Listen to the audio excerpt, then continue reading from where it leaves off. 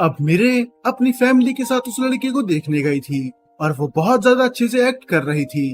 तभी हमें दिखाया जाता है एक फ्लैशबैक, जब इसके पेरेंट्स ने इसे गोद लिया था। ये उसकी कुछ टाइम की बात है। वो खुश होती है कि इसकी मॉम डैड इसको अपनी रियल बेटी की तरह प्यार करते हैं, तो वो अपनी मॉम से प्रॉमिस करती है कि मैं बहुत ज्यादा पढ़ाई करूंगी, मैं बहुत ज्यादा मेहनत करूंगी ताकि मैं तेनोजी फैमिली का नाम आगे बढ़ा सकूं। और उसकी मॉम बोलती है मुझे तुम पे पूरा भरोसा है, तुम ये जरूर करोगी। और वो अपने डैड से भी प्रॉमिस करती है कि मैं बहुत ज्यादा फेमस बनूंगी ताकि हमारी कंपनी का नाम और भी ज्यादा आगे बढ़े। और उसके डैड को भी उस पर पूरा भरोसा होता है कि तुम हमारी कंपनी का नाम और भी ज्यादा आगे बढ़ाओगी। और बचपन से मीरे का बस यही सपना था कि वो अपने पेरेंट्स को प्राउड फील करवाए, इसीलिए नहीं क्योंकि उसके पेरेंट्स उसे फोर्स करते हैं, पर इसीलिए क्योंकि लाइफ में बस एक बार उसे अपने पेरेंट्स के लिए कुछ ना कुछ तो करना ही है। अब कहानी फिर से आती है प्रेजेंट में, जहाँ पर इनकी मीटिंग एंड हो जाती है और वो लड़का चले जाता है अपने घर। तब मीरे की मॉम उसकी तारीफ करती है कि तुमने तो बहुत ज्यादा अच्छा एक्ट करा, तुम्हें देख के लग ही नहीं रहा था कि तुम नर्वस हो।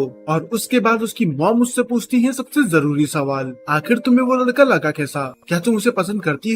और मीरे थोड़ी देर के लिए शांत हो जाती है और वो बोलती है कि वो लड़का सच में अच्छा था, वो एक अमीर परिवार से था, तो उसे हर चीज की नॉलेज थी कि उसे बात कैसे करनी है, उसे खाना कैसे खाना है। और भला हम और उम्मीद भी क्या कर सकते हैं एक ऐसे लड़के से जो पैदा ही अमीर परिवार में हुआ हो। तब उसकी मॉम खुश हो जाती है, तो इसका मतलब तुम उसे पसंद करती हो, ये तो बहुत अच्छी बात है। पर तब मीरे बोलती है कि वो हर चीज में अच्छा है, पर फिर भी मुझे उसके साथ वो कनेक्शन फील नहीं हुआ जो मुझे होना चाहिए था। हाँ, मानती हूँ कि वो हर चीज में परफेक्ट है, पर ये अच्छी चीज नहीं है। लाइफ में कपल्स को एक दूसरे को आगे बढ़ाना चाहिए ताकि वो एक दूसरे को मोटिवेट कर सके और एक दूसरे को नई नई चीजें सिखा सके। पर मैं ऐसे लड़कियों को क्या ही सिखाऊंगी जो पहले से ही परफेक्ट है और शायद कई चीजों में मुझसे भी कहीं ज्यादा बेहतर। और यहाँ पर इनडायरेक्टली वो इत्सुकी की बात कर रही थी और उसकी मॉम ये चीज पकड़ लेती है और वो उससे पूछती है अगर हम इस लड़के को और इत्सुकी को कंपेयर करें तो तुम उन दोनों में से किसे चुनोगी? और बेचारी पैनिक हो जाती है। वो बोलती है कि अचानक से इत्सुकी बीच में कहाँ से आ गया? तब उसकी मॉम बोलती है कि मैं तो बस क्यूरियस हूँ, मैं बस जानना चाहती हूँ कि तुम उन दोनों में से किसे चुनोगी। और तब वो उसके बारे में बात करने लग जाती है कि इत्सुकी वो किसी चीज में भी परफेक्ट नहीं है। जब हम पहली बार मिले थे तब तो उसे खाना खाना भी ढंग से नहीं आता था, पर उसमें एक सीखने की आग है, वो बाकियों से बहुत ज्यादा जल्दी सीखता है। वो हर बार तैयार रहता है नई नई चीजें सीखने के लिए और उसी की वजह से मैं भी और मेहनत कर पाती हूँ। तब उसकी मॉम फिर से बोलती है तो तुम्हें और लाइफ में चाहिए ही क्या? मेरे ख्याल से तो इत्सुकी ही तुम्हारे लिए परफेक्ट है। फिर उसकी मॉम और पूछती है क्या तुम मुझे उसकी फैमिली बिजनेस के बारे में बता सकते हो? फिर मीरे बता देती है कि उसके पेरेंट्स आईटी कंपनी में काम करते हैं जो कोनोहाना फैमिली के अंडर आती है। तब उसकी मॉम बोलती है क्या सच में वो कोनोहाना कंपनी के लिए काम करते हैं? उसे देख के ऐसा लगता तो नहीं, क्योंकि वो दिल का बहुत ही ज्यादा साफ और बहुत ही डाउन टू अर्थ है। यूजुअली अमीर लोग ऐसे नहीं होते। तब मीरे बोलती है वो शायद इसीलिए क्योंकि वो पैदा अमीर नहीं हुआ था। उसकी मॉम थोड़ा कंफ्यूज होती है। तब मीरे उसे बोलती है कि जो मैं आपको बताने वाली हूँ ये बस हमारे बीच में ही रहेगा। और वो उसे पूरी सच्चाई बता देती है कि दरअसल इत्सुकी भी अडॉप्टेड है, ठीक मेरी तरह, और यही रीजन है कि मैं उसकी और भी ज्यादा मदद करना चाहती हूँ। पर अब उसकी मॉम थोड़ा हैरान थी और थोड़ी कंफ्यूज भी। वो बोलती है कि ये तो बड़ी अजीब बात है, क्योंकि मैंने तो आज तक नहीं सुना कि कोनोहाना ग्रुप में कोई ऐसा काम करता है जिसने किसी लड़के को अडॉप्ट करा हो। ये कोई छोटी बात नहीं है, अगर ऐसा होता तो हमें पक्का पता होता। और मेरी थोड़ी देर के लिए हैरान होती है, अगर ऐसा था तो उसने मुझसे झूठ क्यों बोला? आखिर मॉम कहना क्या चाहती है? और ये सीन यहीं पर कट हो जाता है और अब हमें दिखाया जाता है नेक्स्ट डे, जहाँ पर हिनाको और इत्सुकी स्कूल के लिए निकल रहे होते हैं। पर स्कूल के जाते समय ही हिनाको बोलती है कि आज मुझे स्कूल नहीं जाना, मुझे बहुत तेज की नींद आ रही है। पर इत्सुकी उसे समझाता है कि तुम्हें उठे हुए तो अभी 1 घंटा भी नहीं हुआ, तुम्हें अभी से नींद आ रही है। पर जैसे ही ये अपने मेंशन के गेट को क्रॉस करते उससे पहले ही सुजुने उन्हें रोक लेती है और वो बोलती है कि यहाँ पर इंट्रूडर है और पूरे गार्ड्स हिनाको को प्रोटेक्ट करने लग जाते हैं, पर उन्हें कोई नहीं मिलता। और सुजुने बोलती है कि बहुत ही अजीब बात है, मेरे इंस्टिंक्ट्स कभी गलत नहीं होते, मैं श्योर हूँ कि कोई हम पे नजर रख रहा था। पर जब उन्हें कोई नहीं मिलता तो वो स्कूल के लिए निकल जाते हैं और वो स्कूल में जाते हुए देखता है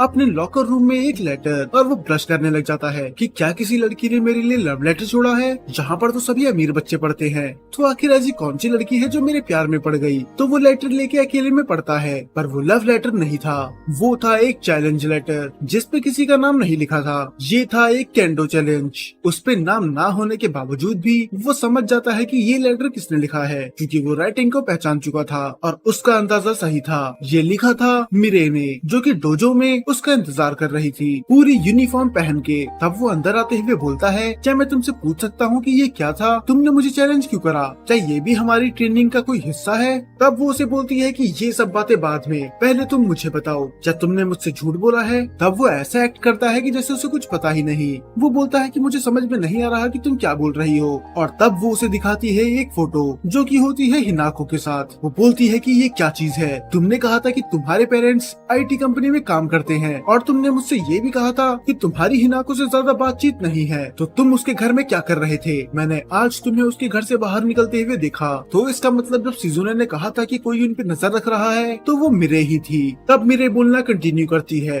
और वो बोलती है बात बस इतनी सी नहीं थी, आज लंच टाइम में भी मैंने तुम्हें देखा था, तुम हिनाको के पीछे पीछे पुरानी बिल्डिंग पे चले गए थे। मैं आज पूरे दिन तुम्हारा पीछा कर रही थी। तुमने कहा था कि तुम्हारा उस हिनाको से कोई रिश्ता नहीं है, तुमने मुझे धोखा दिया। और उसको देख के ऐसा लग रहा था कि वो अभी रो ही देगी, पर वो अपनी कैंडो स्टिक उठाती है और बोलती है कि तैयार हो जाओ, मैं इस धोखे के लिए तुम्हें कभी भी माफ नहीं करूंगी। और वो उस पे पागलों की तरह अटैक करने लग जाती है, क्योंकि वो इस बार सच में सीरियस थी, क्योंकि वो इत्सुकी को अपना दोस्त मानती थी। पर उसे नहीं पता था कि ये उस हिनाको के साथ मिला हुआ है। हाँ, उसे ये तो पता था कि इसके पेरेंट्स हिनाको की कंपनी में काम करते हैं, पर फिर भी इसने कभी ये उम्मीद नहीं करी थी कि ये हिनाको को इतनी पर्सनली जानता होगा। और ये तो हम जानते ही है कि कोनोहाना कंपनी और तेनोजी कंपनी बहुत बड़े राइवल्स हैं। और अब उसके आंखों से आंसू भी निकलने लग जाते हैं। वो बोलती है कि मैंने तुम पे भरोसा करा था, मैंने तुम्हें अपने सारे के सारे सीक्रेट्स बता दिए कि मैं अडॉप्टेड हूँ और किस तरह मैं हमेशा अकेली रहती थी, बस इसीलिए क्योंकि मुझे लगा तुम मुझे समझ सकते हो। पर बस सच्चाई तो ये थी कि तुम बस उस हिनाको के साथ मिलके मेरा मजाक बना रहे थे। और वो उस पे अटैक करना जारी रखती है। वो बोलती है कि तुमने मुझसे झूठ बोला, तुमने झूठ बोला कि तुम अडॉप्टेड हो, दरअसल तुम शुरू से ही उस हिनाको के साथ मिले हुए थे। तब इत्सुकी बोलता है कि प्लीज मुझ पे भरोसा करो, मैं तुम पे कभी भी नहीं हंसूंगा, तुम सच में बहुत ज्यादा स्ट्रॉन्ग हो। हाँ, ये बात सच है कि मैं कोनोहाना फैमिली के साथ इन्वॉल्व हूँ, पर फिर भी इसका मतलब ये नहीं कि मैं तुम्हारे साथ बस इसलिए हूँ ताकि मैं तुम्हें नीचा दिखा सकूं या फिर मैं तुम्हारा यूज कर सकूं। मैं तुम्हारे साथ बस टाइम स्पेंड इसलिए करता था क्योंकि वो करने में मुझे अच्छा लगता था, तुम मेरी दोस्त हो। पर इस बार मेरे उस पे भरोसा नहीं करती। वो बोलती है कि अब अपना झूठ बोलना बंद करो, और उसकी आंखों से आंसू रुक ही नहीं रहे थे। और वो रोते हुए बोलती है कि मैंने अपनी जिंदगी में अपने मॉम डैड के अलावा बस तुम पे ही भरोसा करा। मुझे फाइनली लगने लगा था कि शायद मुझे भी एक अच्छा दोस्त मिल चुका है, पर मैं गलत थी। तुम तो बस मेरा यूज करना चाहते थे ताकि इससे कोनोहाना फैमिली को फायदा हो। और वो उस पे पूरी पावर से अटैक करती है, पर इत्सुकी उसकी कैंडो स्टिक बीच में ही रोक देता है और वो उससे बोलता है कि प्लीज आखिरी बार मेरी बात सुन लो। और वो उसे सारी की सारी कहानी बता देता है कि किस तरह इसके खुद के माँ बाप इसके पैसे लेके भाग गए थे और इसके पास स्कूल जाने के लिए पैसे नहीं थे, ना ही रहने के लिए घर, और ये कैसे मिला हिनाको से, और बाद में उन लोगों ने कैसे हायर करा इसे अपनी कंपनी में। हाँ, ये उसे सारी सच्चाई बता तो देता है, पर ये फिर भी उसे एक चीज नहीं बताता, हिनाको की रियल पर्सनैलिटी के बारे में, क्योंकि ये बात किसी को भी पता नहीं होनी चाहिए। और फिर वो मिरे से बोलता है, तो यही थी मेरी पूरी कहानी। हाँ, मैंने तुमसे झूठ बोला कि मैं अडॉप्टेड हूँ, पर मैंने बस ऐसा इसीलिए करा ताकि तुम्हें यकीन हो जाए। अब मिरे शांति से उसकी बातें सुनती है। वो बोलती है कि तुम्हारी कहानी पे यकीन करना तो मुश्किल है, पर फिर भी अब चीजें ज्यादा सेंस बना रही है। तब वो उसे एक कॉन मैन बुलाने लग जाती है जो कि लोगों को धोखा देता है। और अब इत्सुकी कुछ ज्यादा ही रिस्पेक्ट देके मिरे से बात कर रहा था और उसे ये चीज पसंद नहीं आती। वो बोलती है कि तुम मुझसे वैसे ही बात करो जैसे तुम पहले करा करते थे। तब वो बोलता है क्या तुमने मुझे माफ कर दिया? पर तब मिरे बोलती है वो डिपेंड करता है तुम पे, मैं तुम्हें माफ कर दूंगी बस एक शर्त पे कि तुम आज के बाद से मुझसे कभी झूठ नहीं बोलोगे। हाँ, अगर तुम्हें कोई चीज मुझे नहीं बतानी तुम मुझसे ये बोल सकते हो कि ये बात मैं तुम्हें नहीं बता सकता, पर झूठ तुम उसका सहारा नहीं लोगे? क्या मैं तुम पे भरोसा कर सकती हूँ? तब इत्सुकी बोलता है कि मैं वादा करता हूँ कि मैं हमारी दोस्ती एक झूठ की वजह से खराब नहीं होने दूंगा। और तब वो यहाँ से चली जाती है, उसे ये बोल के कि हम अपनी डांस क्लास कल से फिर से चालू करेंगे। पर तब इत्सुकी बोलता है शायद हम ऐसा नहीं कर पाएंगे, क्योंकि अब वो मुझे शायद जॉब से निकाल दे। मेरे हैरान होती है, तुम्हारा मतलब क्या है कि तुम्हें वो जॉब से निकाल देंगे? तब इत्सुकी उसे समझाता है कि मुझे जॉब में रखने से पहले उनने एक कॉन्ट्रैक्ट साइन करवाया था कि अगर मैंने किसी को भी बताया कि मैं हिनाको को जानता हूँ तो वो मुझे जॉब से निकाल देंगे, और मैं तुम्हें अब पूरी सच्चाई बता चुका हूँ। और इसके बाद वो मेंशन वापस चली जाता है। तभी वो मिलता है शिजुनो से और वो बोलता है कि मुझे आपको कुछ बताना है। और उल्टा शिजुनो तो उसका इंतजार कर रही थी कि मुझे भी तुमसे कुछ बात करनी थी। तब शिजुनो बोलती है कि मुझे पता है, मेरे पास आया था कॉल तेनोजी मिरे का।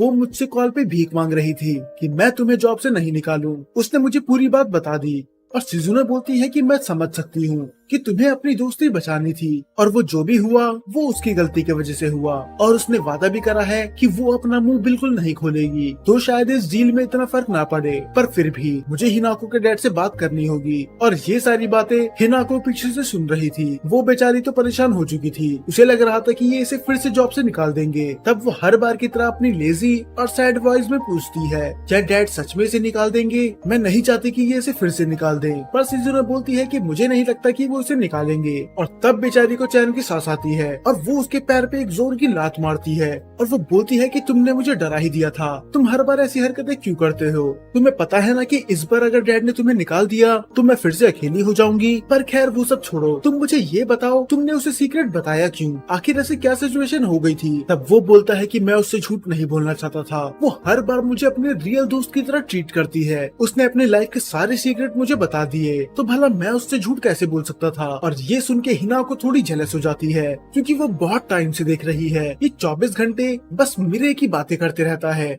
और वो इतनी जेलस थी कि उसके पास कहने के लिए कुछ शब्द थे ही नहीं। तो बस वो उसे ये बोलती है कि तुम में से बहुत गंदी बदबू आ रही है, और खुद वहाँ से चली जाती है। इत्सुकी बेचारा कंफ्यूज था कि अब इसे क्या हो गया, मैंने कुछ गलत बोल दिया क्या?